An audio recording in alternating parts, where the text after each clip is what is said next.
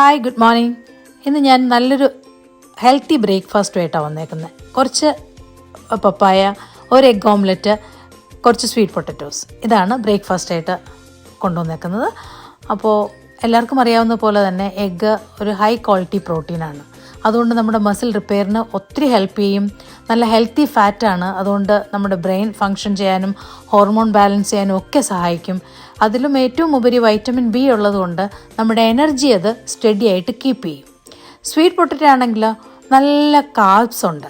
അത് long lasting energy തരുന്ന കാർബ്സാണ്. പിന്നെ അത് ഷുഗറൊന്നും കൂട്ടില്ല. ഷുഗർ ഉള്ളവർക്ക് നല്ല ഫ്രീ ആയി കഴിക്കാൻ പറ്റും. നല്ല റിച്ചാണ്, ഫൈബർ കൊണ്ട് റിച്ചാണത്. അതുകൊണ്ട് തന്നെ നമുക്ക് ഡൈജഷൻ നന്നായിരിക്കും. പിന്നെ വൈറ്റമിൻ എ ഒത്തിരി അതിൽ അടങ്ങിയിട്ടുള്ളത് കാരണം നമ്മുടെ സ്കിന്നിന് അത് വളരെ നല്ലതാണ്.